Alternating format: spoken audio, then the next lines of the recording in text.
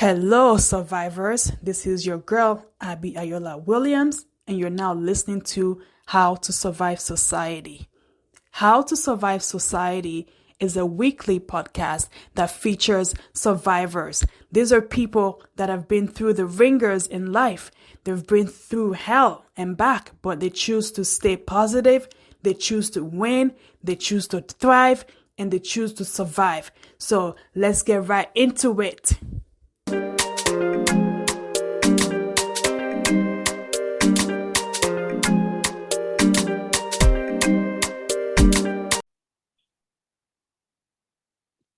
Hello, my survivors. My name is Abby Ayola Williams, and I'm here with Miss Nina P. Brooks.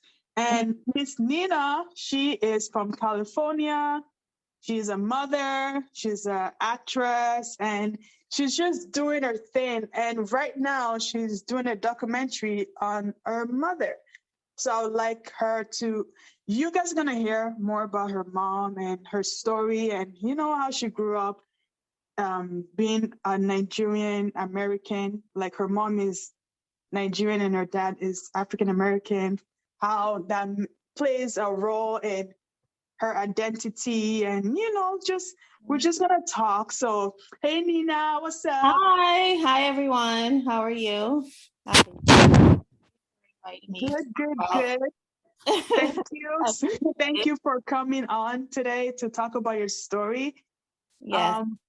I felt like when I heard your story, I'm like, I have to, I have to like help you tell it because it's, when I remember when Black Panther first came out, right? Like, I feel like you're like its cousin, the one that Michael B. Jordan played, like the role that he played. Yeah, like I felt like that. You can relate to that character because he was born outside of Wakanda and he was never accepted as a full Wakandian. So he had to, do what he had to do so he can go back home, took it over, even though the way he did it was not a good way, but you can kind of relate to how it felt like an outsider, like his people didn't want to accept him because it was born outside of Wakanda. So that's why I kind of wanted you to tell your story because it kind of speaks to that a little bit, where your dad is African American and your mom is Nigerian, right? So would you like to? So just talk a little bit more about that. Definitely. So it's kind of rare back when my mom got with my dad because in the 70s, African Nigerian women didn't come over here and get with American men, especially Black Americans. So it's different because usually the women would stick with their own men. So my mom it's a different story all around, So she comes here, to Philadelphia, she met my dad. And really, because she was good, it was like a green card thing. She was running out of time. So my dad stepped in and said, we have this connection. I want to help you out. Don't want you to be deported. Let's get married. And then they started their relationship from there, ended up having 2 kids. And so I'm the last one. So that's how that came about. And it's funny when I tell people today, they're like, your mom came here to get a husband? And I'm like, no, it didn't really happen that way. They were like, oh yeah, because Nigerian women don't do that back then. But now, of course, they do that. Everyone's mixed in and everything. But generally, she was supposed to stick with her own, in Nigeria, So it was different in that aspect. And so, but shortly after, they didn't stay together long. So shortly after, she left my dad and she went to Nigeria to raise my brother and I. And I was a baby. So that was a different story as it is because I don't remember. I was a baby. So I'm like, I didn't even know what a dad was until came back to America when I was 8 years old, when I saw him again. Wow. Yeah. So he never came to Nigeria to be with us. So he stayed in America. My mom took care of us in Nigeria until I was 8 years old, and I came back to America. But do you think your mom told him that she was moving to Nigeria, or she just took you guys there without asking if he was okay with it? What do you think happened? Well, if that was the case, I think she would have been a true. I mean, from the story my dad told me, he didn't. He was surprised when how she left, but they did have problems in their marriage. So she made the choice to go. And also at the time, my mom was a singer. She was still popular during that time. She started in the late 60s, but in the 70s, this was like 77. So she was still popular. Her music she was still a big star, but my dad didn't understand that, in Nigeria. So it's kind of like she felt obligated to go back too. And I don't know, he never told me, I guess he didn't see himself over there. So that's probably part of it too as well. Yeah, I see. A lot of that does happen, especially now too, like where family members move out of the country. Like for example, for me, in my first marriage, the guy is Nigerian, and he wanted to move back to Nigeria by himself. Do like a few businesses, like create businesses, and then he wanted us to live in Nigeria, but I wasn't about that life. I was like, nope. Okay. Yeah. It takes two to make a baby, so both of us need to be in the same country at all times. Right. There's no way one partner will be in one country for 3, 4, 5 months at a time, and then think there's still a marriage. So I was like, that's not gonna work for me because, So I do. So you understand exactly. So my dad, he's African American. He grew up in the South. He didn't know anything about Africa, so he was like, "Well, I don't know, just leaving here and going there. I don't think so." Yeah, I understand. Yeah. I understand how, because it's something it doesn't know, and not everyone is open to moving to a different country that you don't know what's all about, right? So I do get it. So what's your mom's name? Like, tell us like who she is, because I feel like that's a big part of your story as a person. So talk more about your mom, like who she is, how she is, and all that. Yeah, so my mom, her name is Mona Finnih, and she's a singer, artist, and she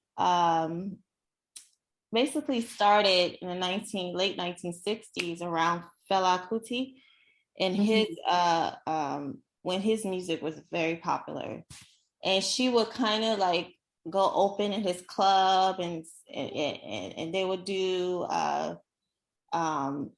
she basically go and practice and open at his club and things like that. So then she ended up joining her band that traveled all over Africa. Okay.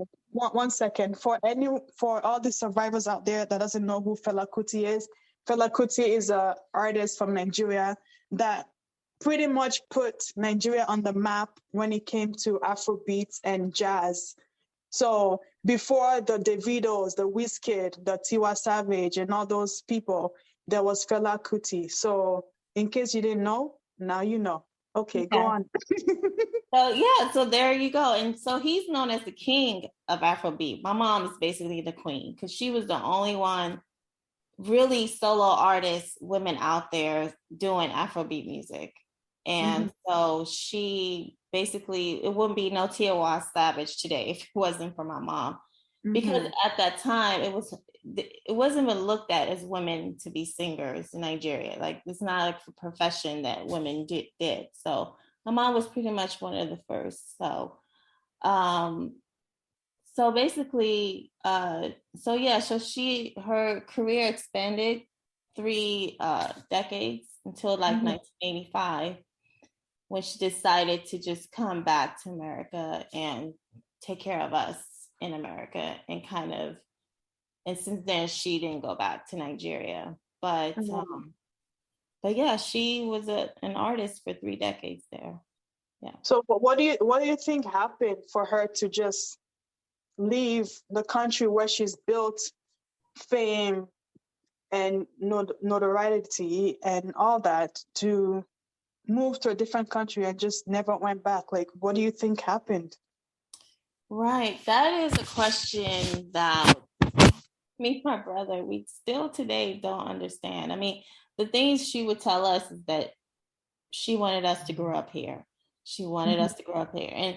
And looking back at our lives, like we now see, well, probably been better if you would have left us there in Nigeria, would have grew up there until we were teenagers.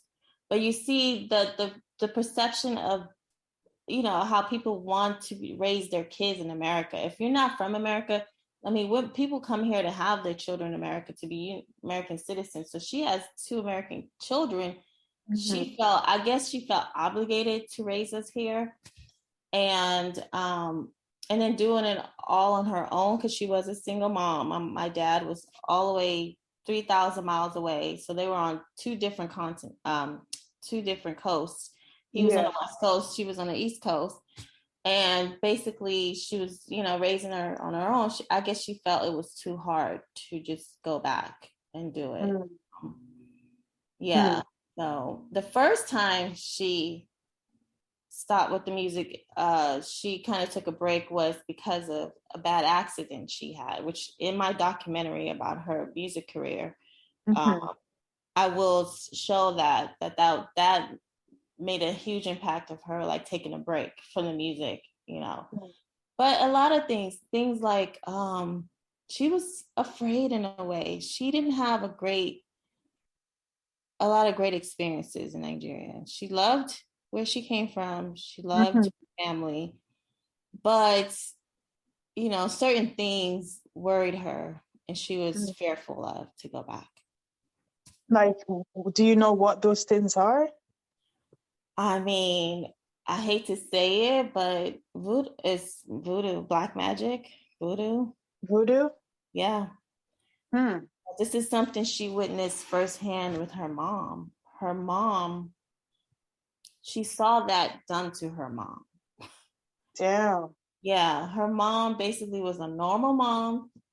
You know, she's the eldest of 5 children. Well, 6 on her mom's side.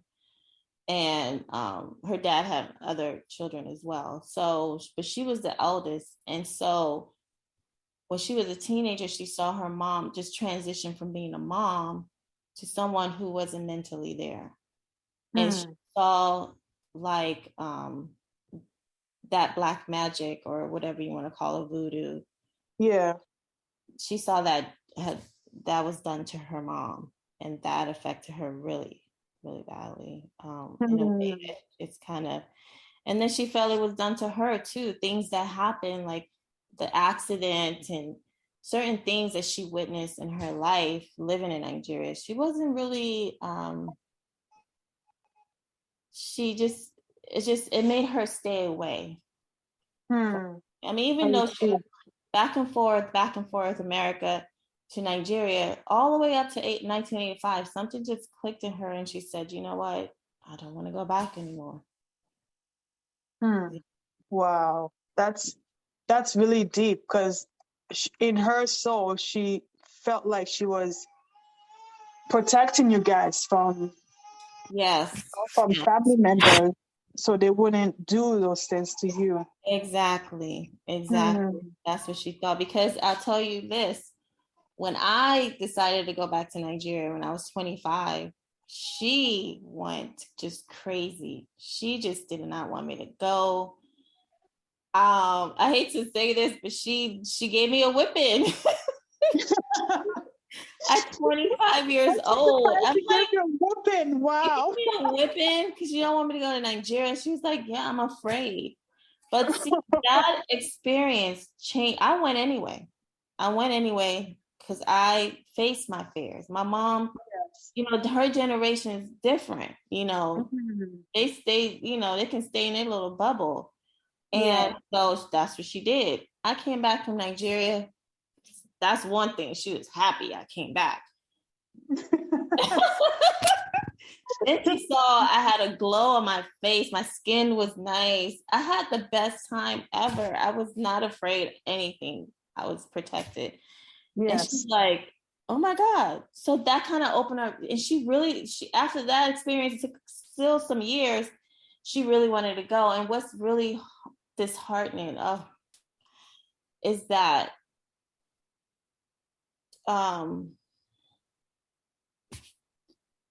it's okay, girl. It's okay. Yeah, we were planning. I know. To take her in 2020. Then she had a stroke. My brother were able to, all of us, to go and take her, because I think that's the only way she would feel comfortable again. That we go with her, Yeah. And then she never made it back. I'm so sorry to hear that. So she had a stroke in the United States?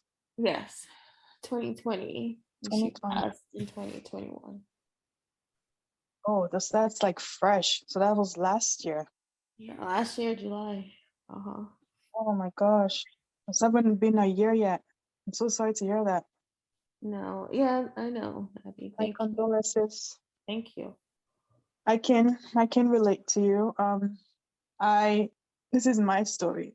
Okay. I have a birth mom and a stepmother, right?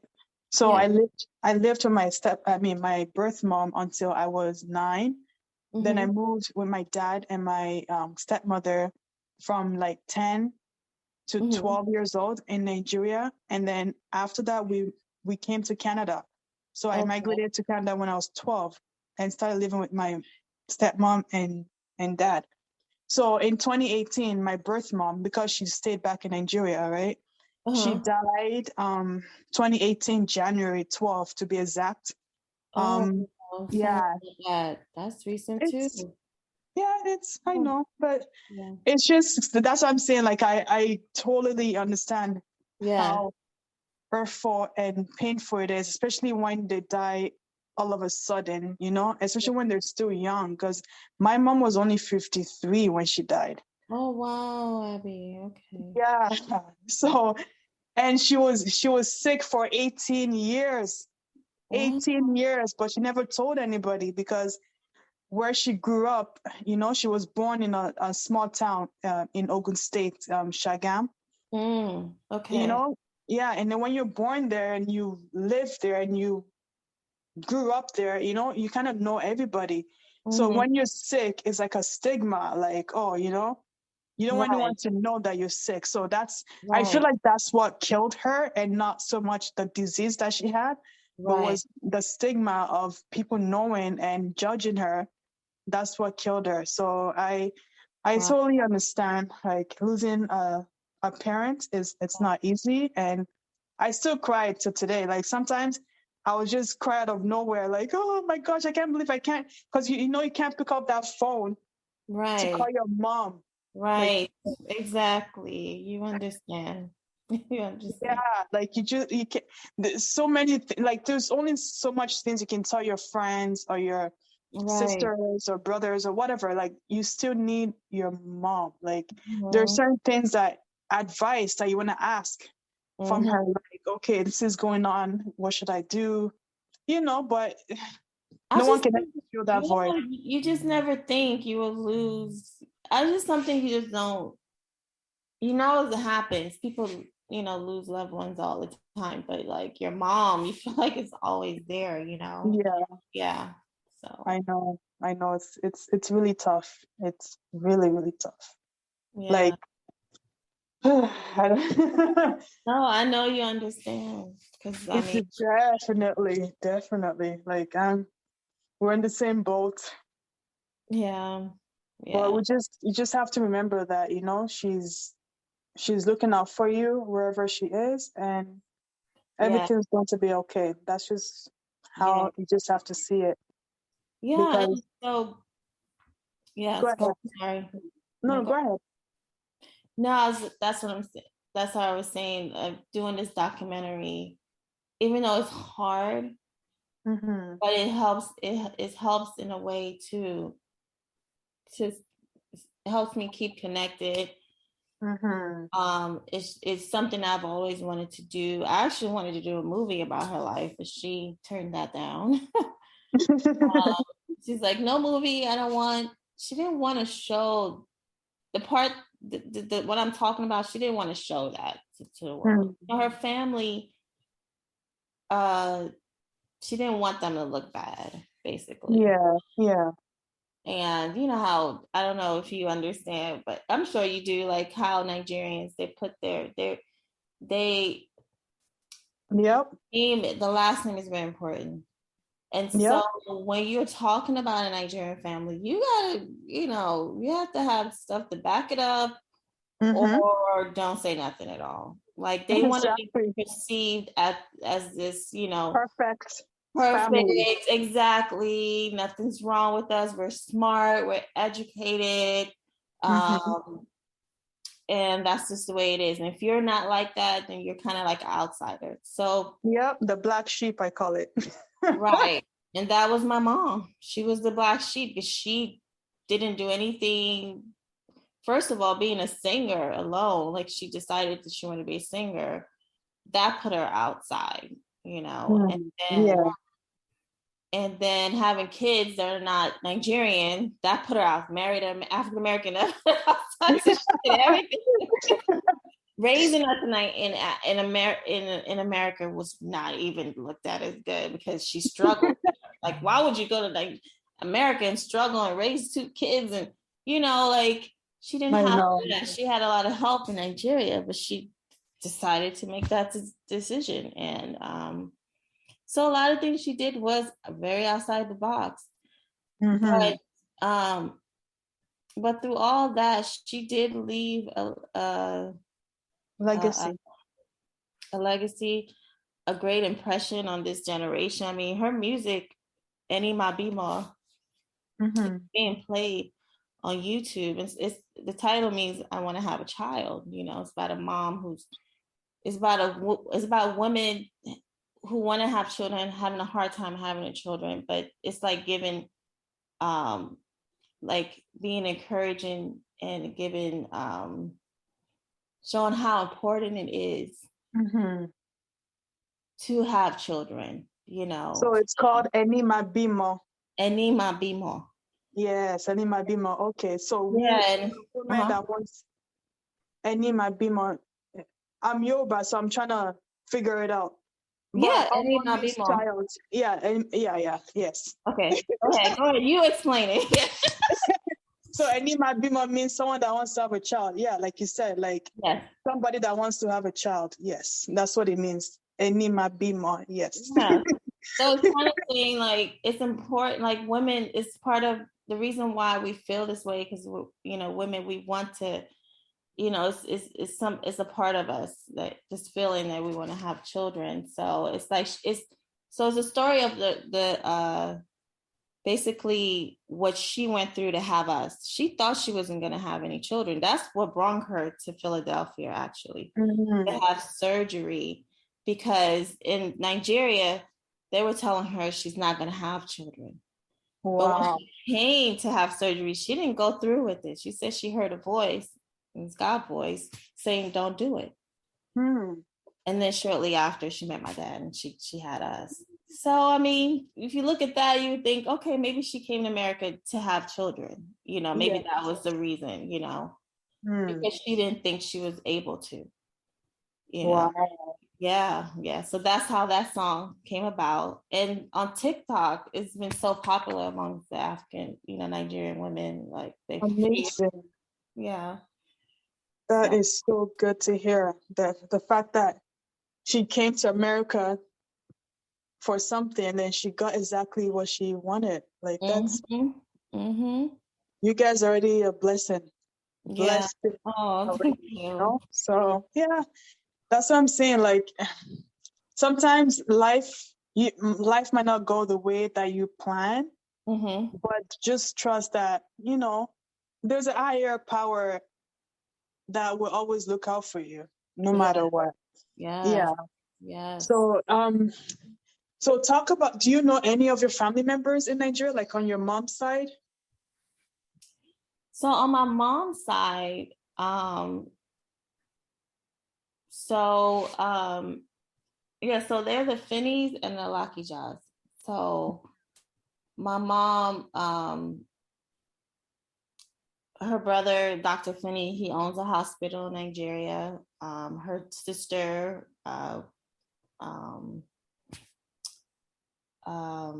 Dupe Finnih, she was the ambassador of Nigeria at one point. I think it was like it was a while ago, 1990 something.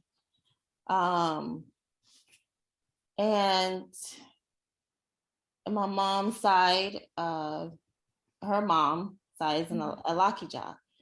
And so her grandfather was knighted. The queen knighted my grandfather to Lakija. The second, I think she's the second, because Oprah's the first. The second Black woman billionaire. Yeah, I think she's the only. I think she's the only Nigerian woman on there. I think. Yes, right? yes. Yeah. She's the only Nigerian, yes, but she's the second billionaire. Richest person in the world. The world, yeah. She married into our family, so she married an Alakija. Okay, so she's like a in-law type of yes relationship. Yes. And does she know about you and your brother? Yeah, so how I knew about her, I didn't even know, with it online or anything. I knew from my mom. She talked about her and everything. She was she grew up with her cousin, the one she married. They were close. But like I said, since she's been out here, like she kept in touch with the family out there, mostly, because she speaks the language. Me and my brother forgot the language when we were young. So but right? It's hard to keep in touch with when you don't speak it. They're like, Yeah, it's true. It's true. Okay, it's like there's no interest, there's no connection. Yeah. And so she spoke it. She kept in contact with them. And so yeah, she was planning on visiting them when we went. So wow. So sorry to hear that. But you can always still reach out to her because she is family. So you just never when I know. go there, when we go there, me and my brother, we're gonna reach out to them and yeah. And they probably yeah. Yeah. What about your dad's family? Like, do you know anyone from that side, or how is that? Yeah, for my dad's family, they are basically they're African American. They grew up in the South, moved to the city, to Philly, and then my grandmother moved out to Los Angeles, California. So that's how my dad ended up over here in California. Oh, nice. So do you see him often?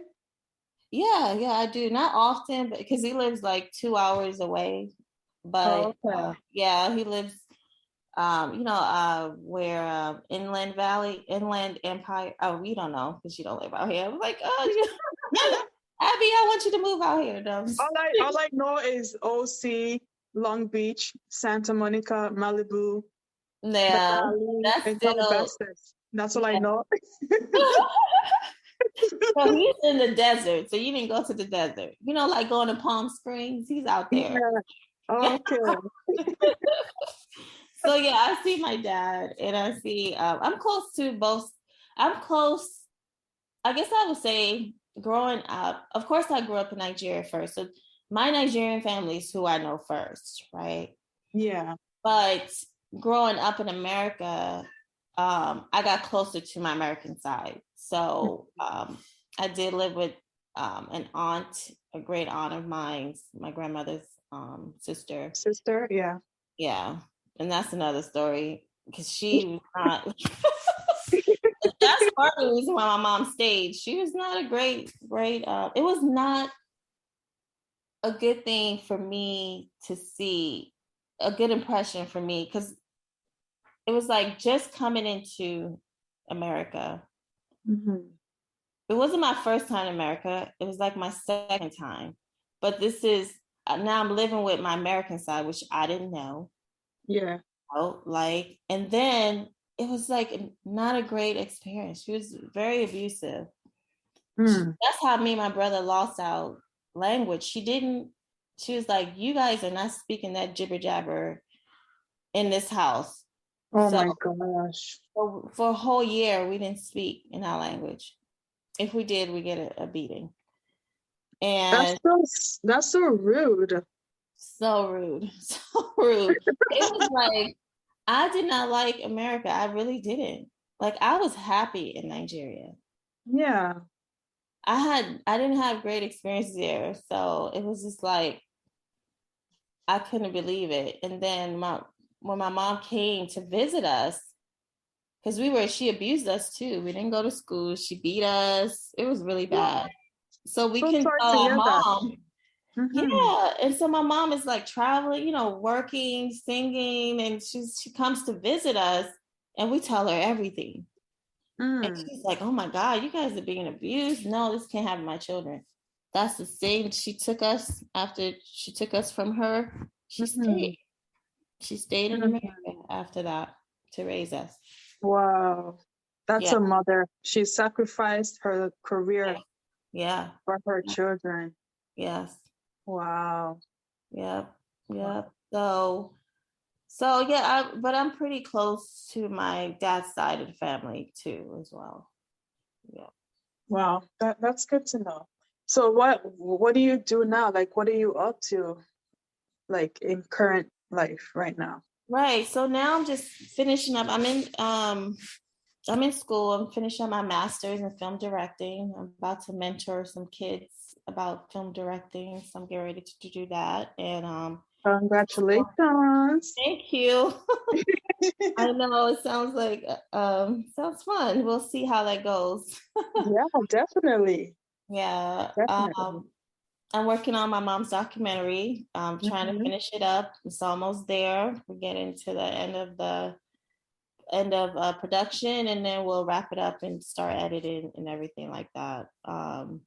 And what's your plan for that? Like, are you planning to shop it around, or you plan to show it at film festivals? Okay. So that's the first round. Okay. Will be film festivals, and then my ultimate goal is to hopefully bring it to the world on Netflix or whatever. Amen. Yes, wherever I can get it, wherever I get distribution. That's what I'm going to be looking for. But I want the whole world to know my mom's story, because Afrobeat music is huge. Yes, and it is now. My mom knew it was going to be huge. My mom knew it was going to be the next thing. But she was the pioneer for that.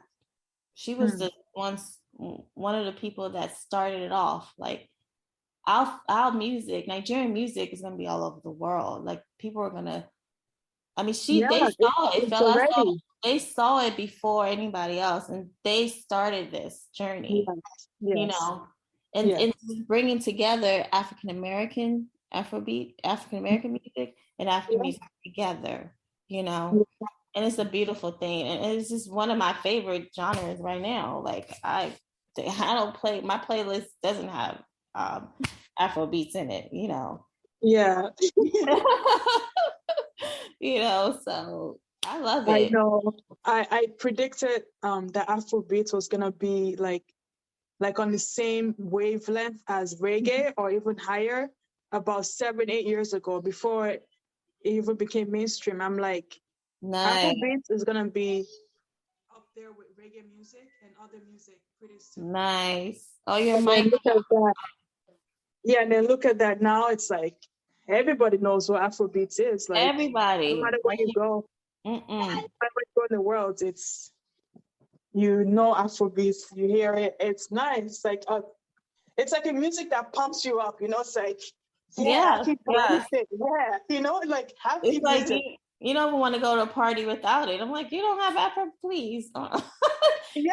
Like any like Jamaican party, whatever, like everyone's playing. Even if you go to like a Spanish or you know or a Latin place, they're gonna play it because it's like it goes all it just like crosses all all the different countries, whatever. You can understand, like you don't even know what they're saying. You like, I still love the beat, everything, Yeah, it's true. Like recently I went to the Billboards Award and Burna Boy was actually there performing. Nice. So I was like, yes, Nigeria to the world. Like I'm so excited.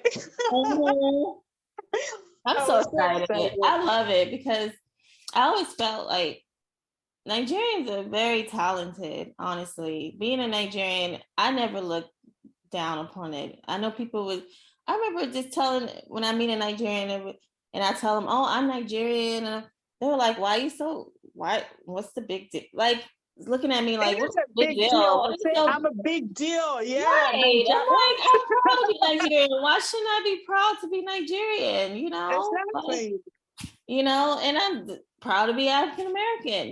We all, it's like, I don't know. I never understood that. If you're not proud of where you're from, what else would you be proud of? Exactly. Right. Are you gonna be proud? Oh, Nigeria has a lot of problems. Nigerian. I was like, yeah, Nigerians have problems. Everywhere has problems. What am I gonna be? Exactly. But we're talented, smart. I mean, the most PhDs come from Nigeria. Like so many smart Nigerians. Like, I mean, this goes on and on, So I'm proud. I don't know about everybody else. Yeah, definitely.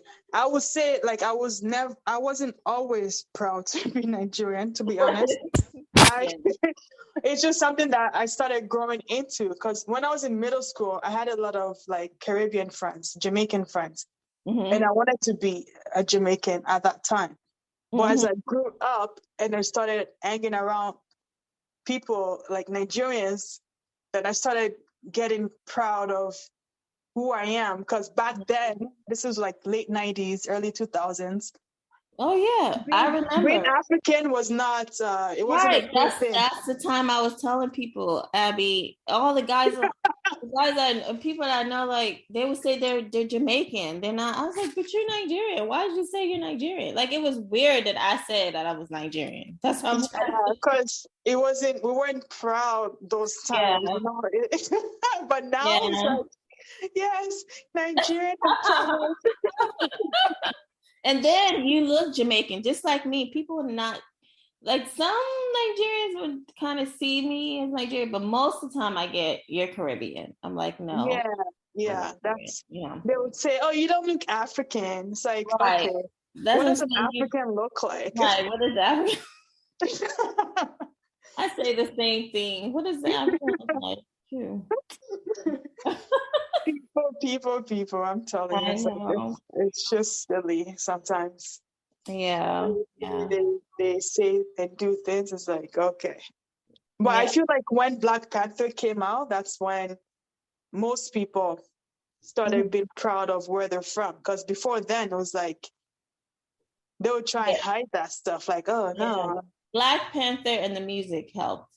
The Afrobeats and Black Panther. Yes, I agree. It's so true. Because at one point it was so bad that I would hear people speaking Yoruba beside me, and I would just pretend that I don't know what they're saying. Right. No, I have cousins. They would know that I'm Nigerian too, so I'll just pretend like I'm not listening on what they're saying, even though I understand everything that they're saying. Exactly, right? Oh my gosh. That's how it was. Right. It was so funny. That's one thing it just hurts my heart that I don't speak the language anymore. Because we spoke it. Like, that's the only thing, like, I can just say, like, that just hurts me. Yeah. I mean, just seeing my cousins, like, talk to each other and everything. It's like, ugh.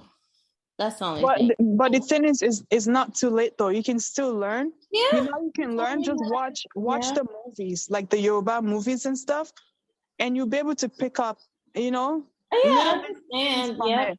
Yeah. So just do that and see what happens. But it's never too late. You can still relearn what you lost. Yeah. And should I talk about the Niger Wives of Hollywood? Oh, of course, Niger Wives. That's how we met. Niger Wives of Hollywood. You know what it is? Of Hollywood. I'm excited about that. Yes. I'm excited. Yeah, so Nina is one of the Niger Wives. We have Niger Wives in Toronto, and then we also have Hollywood. So she's one of the Hollywood wives, and yeah, that's how we met. And we're both Yoruba girls, you know? Yes. And so, my story, and that is hopefully you guys will relate and understand. And of course, I'm not the wife yet, but I'm looking to be off the market. So I have someone in mind. So, for all the guys out there that are single. Yes. I said for all the guys out there that are single, Nina is looking. She's looking. Yeah. Holler at her, you know, she will. She's a beautiful lady, and she has a beautiful soul. So thank you. Yeah, you're welcome. Just reach out to her. She's looking. If I know of any guy that that's single, of course. Okay. I'll hook it up. Okay. And then one last thing before we go, is there anything you would like to say to the survivors out there, like any inspirational, motivational thing you like to tell them, the survivors? What are they surviving from? Life. Just life. Society. Okay, you know what? Life. Wow. Hey, the point, the fact that you get up in the morning, you open your eyes, that's another day too. That's surviving right there. Yeah. I mean, that right there, that means God is not done with you yet. Especially here in this world that we're in. Yes, and so it's another opportunity for you to change your environment, to change your mindset, to change the things in life that are holding you back. So for me, I always feel like a new day is a new day. Like anything can happen in one day, and your life can change in one day. So always look at the next day. I mean, enjoy the moment, be in the moment. But if you get the chance to survive to the next day, be grateful, thank God, and then make the change that you want to see. So. Amen to that. Yes. Yes, that is so good. That's such a good advice. Yes. And I'm just sending my love. Honestly, I'm here to give love. So anybody that needs it, I'm giving it to you. All my love. We need more love in this world. Yes. Yes, we do. Especially in the world where people are killing children and random people and yes. The world needs healing for sure. Like we need more love for sure. Thank you for spreading your love. And thank you, Abby, for having me on. You're an amazing woman. I'm inspired by you every day. Thank you. All the children you have and all the things you do. I'm like, how?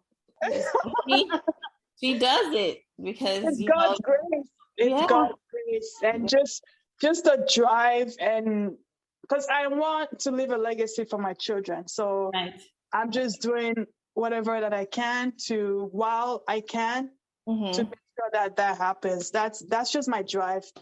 I love it. Towards everything. Right. Yeah. You're on the right track, and it's also part of who we are. We're Nigerians. We work. Yes. we're overachievers. No. We're overachievers. What's the Yoruba word for that? What's a what? A Yoruba what? Yoruba word for that. Overachiever? Yeah. Shoot. Gosh. There's nothing come to my head. Nothing, right. Okay. Overachiever. Anything or something like that. You do too much. Púpọ̀ means too much. So okay. Yeah. Okay. Yeah. Okay. There you go. You got to go overachiever. You can do it. Definitely. Thank you so much. Thank you. Okay. Yeah. Just 1 second. Okay. Thank you, survivors, for tuning in into another episode. If you are a survivor, just like our guest members, please do reach out to me on Instagram at Abby Ayola. So that's ABBYAYOOLA. And send me a message, and then we'll take it from there. So thank you so much for listening to another episode, and we'll see you on the next one.